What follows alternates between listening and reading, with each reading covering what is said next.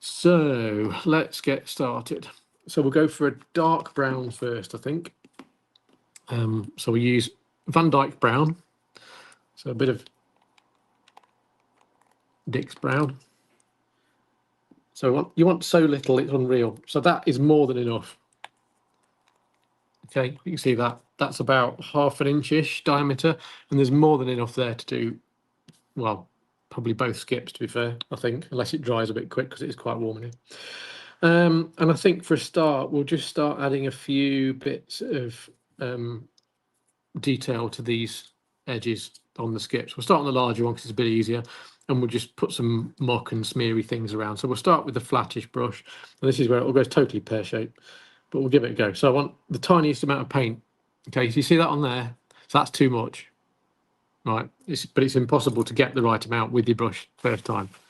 So what you want to do is just dab most of that off. Okay, so the brush looks brown, but there's hardly any paint there. We might find we've still got too much, and we're just going to start. See, this looks like a bit of a soily kind of colour rather than a rust colour. So we're just going to start adding a bit of that to some of the edges. And it very quickly should start looking a bit less like a neat and tidy skip. It's going to start looking a bit worse for wear. So I've not used these particular paints before because I normally used the other ones that are in the drawer, but they're not around at the moment because they've been borrowed, so that's not a problem. I'm just not used to the consistency of these paints for a minute. But we're going to just put some smears and randomness. There's no hard and fast rules on this. It's usually the edges that get scratched, but on a skip you'll end up with scratches in the middle, all sorts, all over the place. So we've got a little tiny bit more paint there. Hopefully you can still hear me all right. So we've got a bit on there. You can see how it's just taking the tidiness off. As we get going, it'll start to develop because we'll probably switch backwards and forwards from different colours as we get them on the palette. Okay, now this edge will always be really scratched because this is where wheelbarrows have been shoved up against it when they've been loading. So you're going to want quite a lot of scuffs on this edge. There's going to be very little original paint showing on these at all. So you can start to lather it on a bit more on there. Okay. And we'll do the same on the other end. We'll do the other side as well in a minute. So the biggest thing to remember with this is hardly any paint. If you think you've got enough paint, you've probably got too much. Dab a bit more off and come back. You can always add more, you can always build it up. You can also start smudging things with your fingers as well if you like. So we're going to take a little bit of streaking under here. We're still using this flat brush. I'm just going to start to take some of the tidiness off of things. And for inspiration for this stuff, just go looking at real skips and see how they start to weather. The one around the corner has got no paint at all left along its bottom edges, where it's been loaded onto the lorry and back again, and they're off again. So we're going to start to build this up in layers of different thicknesses. Probably want some more or less neat paint at the bottom there, but I'd rather build it up in layers rather than go too thick too soon. Okay, we'll put some, so start to get some random marks in places as well. If you keep hearing knocking noises, it's my paintbrush hitting the camera and the light that's above me, so I apologise. There you go, start to fill in some bits. As you can see, as it's dried, it's lightened a bit. So we can always go back over things, start to add a bit more in. Obviously, we need to do the top edges as well because they'll have had concrete blocks and all sorts of things rubbed on them over time. So we're going to use a bit thicker paint along here. I don't want necessarily fully covering, but if you're not happy, just wipe a bit off and you end up with it sort of smudging a little bit. Try and do this bit down here now.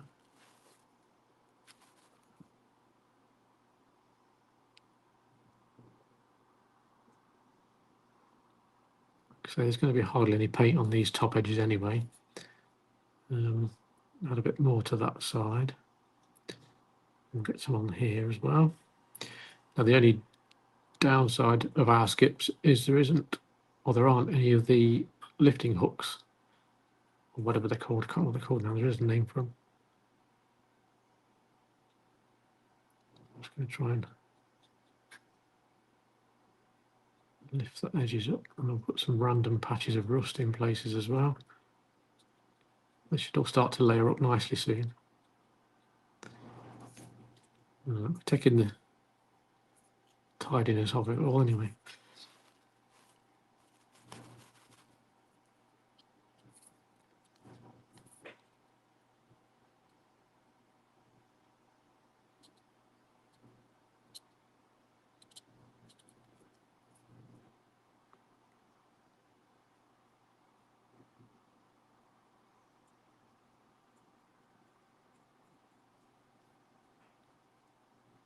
So this is all just with the one colour, the dark brown at the moment. Build up another bit more on there, a little bit more. Rust tends to be slightly different shades as well. You have the mature rust is quite dark, and then the newer rust tends to be a little bit more red in colour. So what we'll try and do is we'll try and layer this up a little bit. Right.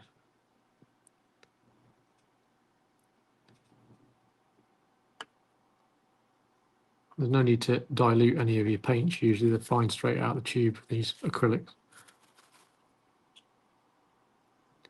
Of course, you can use these. You can use artist acrylics. You can use the MIG, the dry brush paints that we use, or that we've got in stock. They're designed for this as well. It's just I've got loads of acrylics sat in the drawer, so I'll use those for the minute. So we'll add a bit more to this end. Random stuff, and then we've still got this side to do, so let's tackle this now. So it's starting to take a bit of shape anyway. As we start to add some other layers of different colours, it will start to really come together nicely. Okay.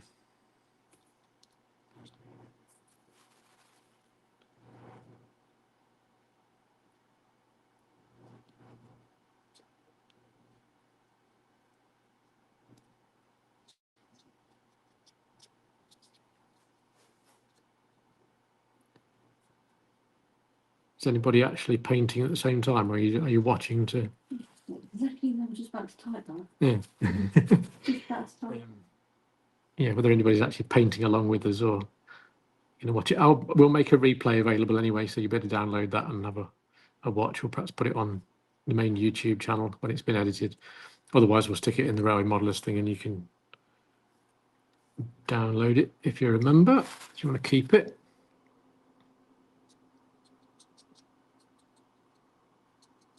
There.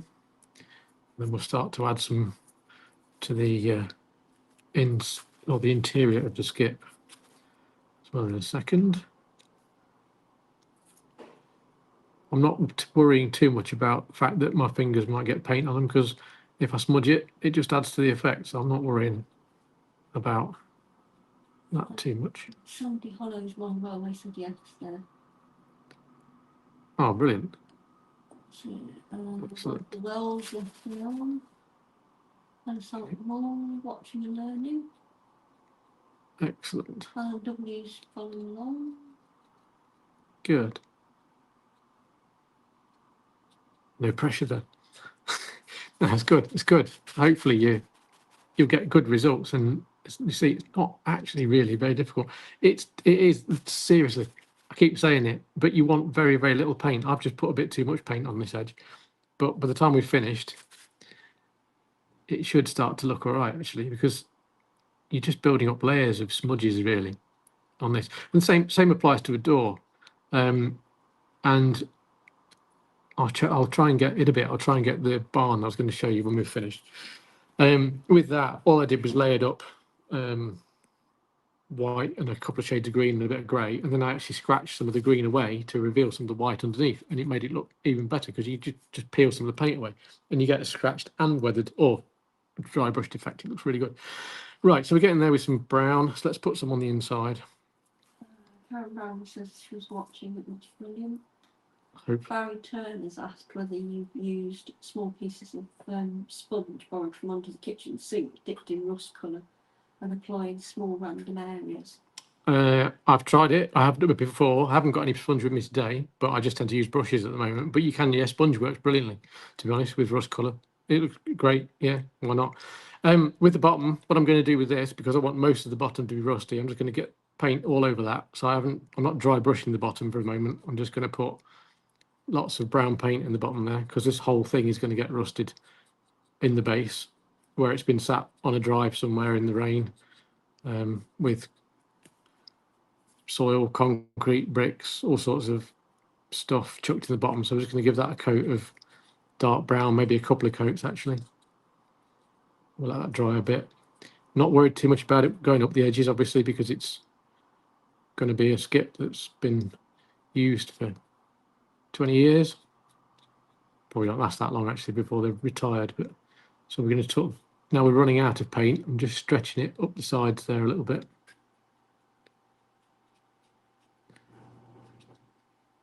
And we'll add some more to the base. A lot of the skips tend to have no paint at all from about a foot or two up.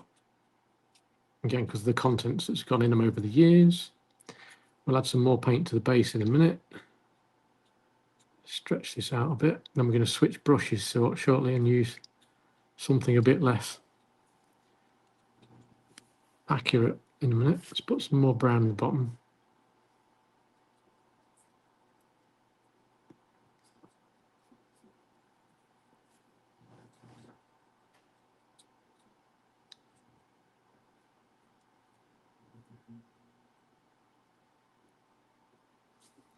The good thing about doing it this time of year, it's quite warm, so your paint dries relatively quickly, so you haven't got to wait ages for layers to dry.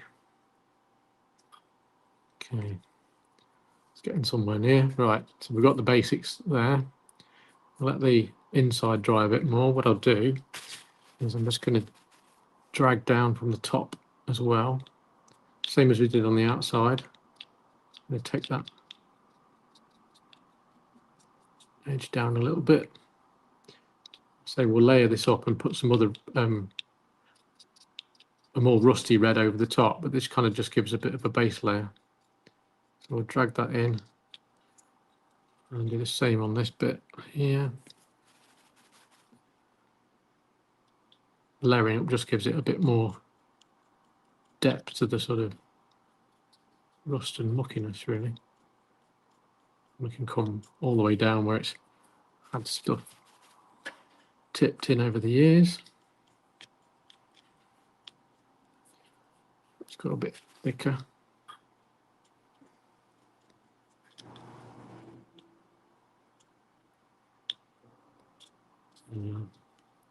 Same on the other end.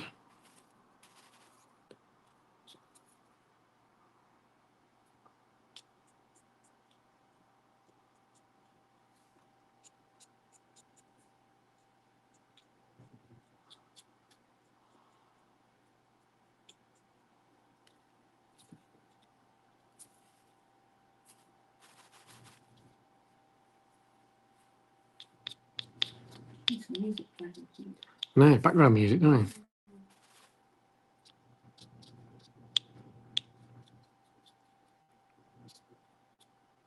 Going for the ASMR thing of just the sound of the paintbrush on the. What's it? What's it? Anyway, ASMR, isn't it? That's what it's called, isn't it? The Billie Eilish thing. ASMR, isn't it? ASMR, Yeah. Yeah. In fact, just the sound of the paintbrush on stuff. Right, so it's starting to look somewhere near a bit old now. Yeah, so a lot less pristine than our little skip here.